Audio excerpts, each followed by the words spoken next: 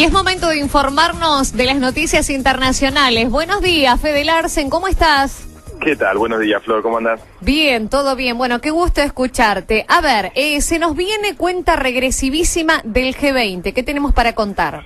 Sí, efectivamente, se viene el G20 a la Argentina y bueno, de alguna manera queríamos arrancar un poco a analizar de qué se trata, qué es lo que va a suceder, qué es lo que puede llegar a suceder. Mucho en los medios de comunicación han dado muchísimo espacio al tema, sobre todo desde el punto de vista de la seguridad de la ciudad, de las declaraciones por parte también de la actual ministra Bullrich, ¿no? Acerca de posibles acciones por parte de los movimientos antiglobalización, que así se le ha llamado a nivel internacional, pero muy poco se ha explicado de lo que podría llegar a suceder o lo que se espera que pueda llegar a suceder durante la cumbre del G20 aquí en Buenos Aires. En principio, entender de que el G20 no es una organización internacional, no es de ninguna manera algo oficial que se haya establecido desde algún tipo de tratado democrático representativo a nivel internacional. Al contrario, es algo que surgió a partir de una serie de crisis económicas, la primera en 1998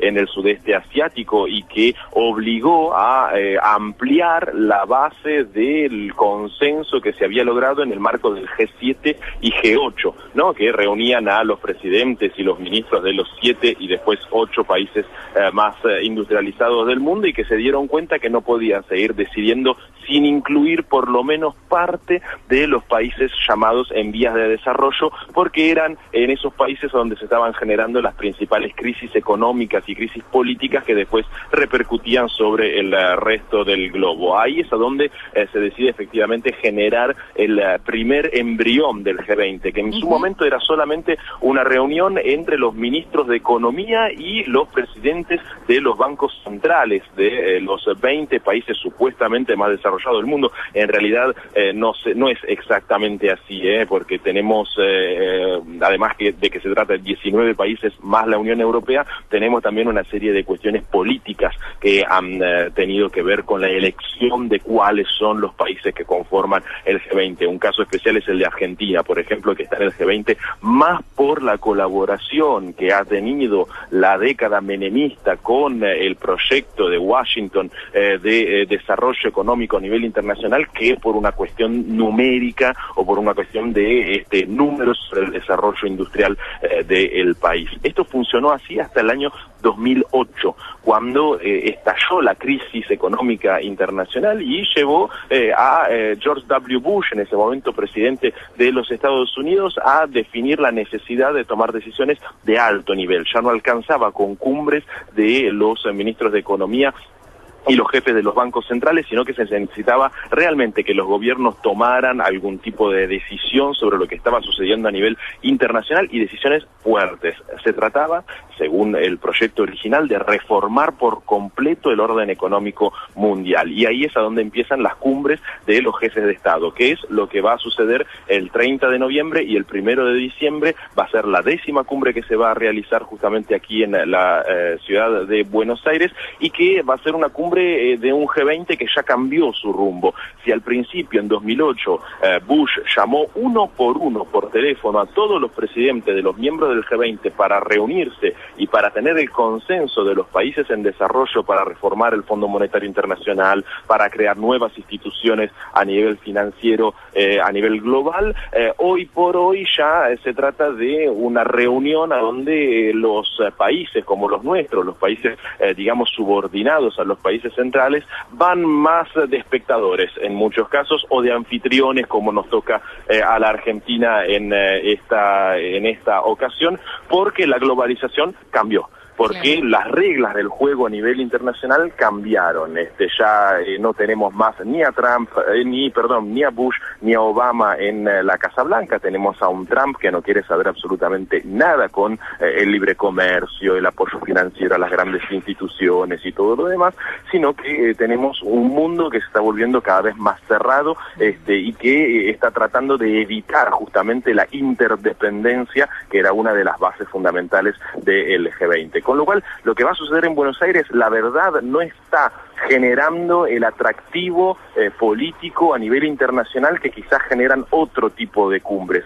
sí se pueden llegar a generar una serie de encuentros muy picantes, muy interesantes, que probablemente se van a llevar todos los ojos a nivel internacional, como por ejemplo el encuentro entre Xi Jinping, el actual presidente de China, con el presidente de Trump en el medio de una guerra comercial extraordinaria, o Bin Salman, el actual príncipe heredero de Arabia Saudita, con Erdogan, que es el presidente de Turquía, otro encuentro que realmente va a estar muy pero muy picante. Angela Merkel con Trump, otro encuentro que también va a traer mucho de qué hablar, con lo cual la cumbre de Buenos Aires del G20 de alguna manera tiene un poquito ese aspecto, ¿no?, de un mundo, de una globalización que está aparentemente estancada, pero que al mismo tiempo se pueden destrabar algunas pequeñas cosas a partir de este tipo de encuentros bilaterales. Bueno, vamos a estar expectantes y por supuesto después vamos a contar con tu análisis. Acá la producción me pone algunas cositas cortas de la semana. ¿Qué sería esto?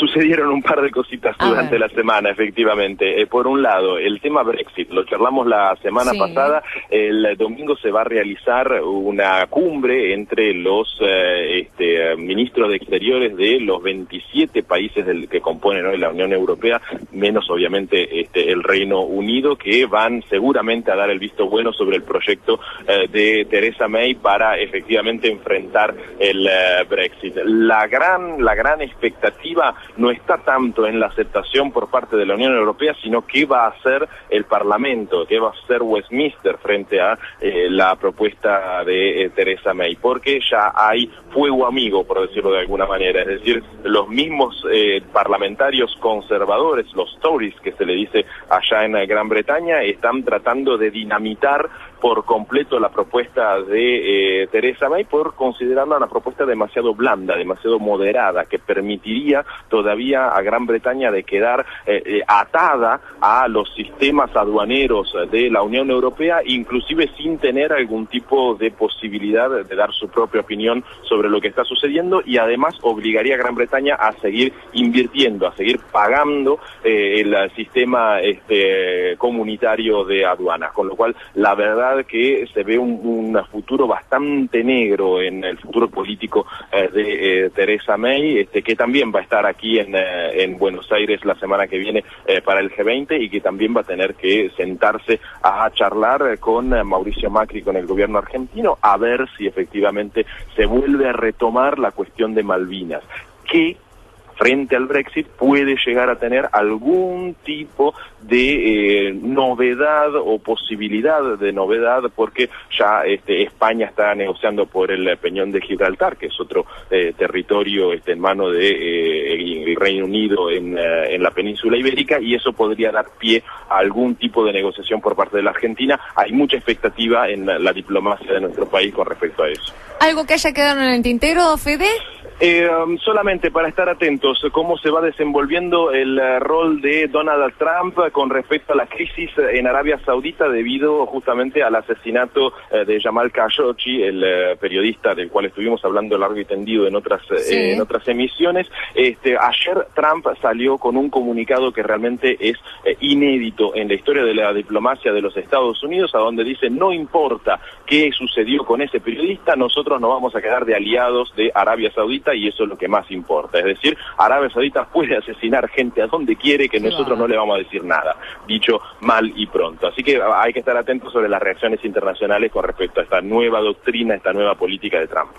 Fede, un placer como siempre escucharte, que tengas una muy buena jornada. No, gracias a ustedes, y hablamos para la semana que viene. Dale. Estábamos hablando con nuestro especialista en noticias internacionales, Federico Larsen.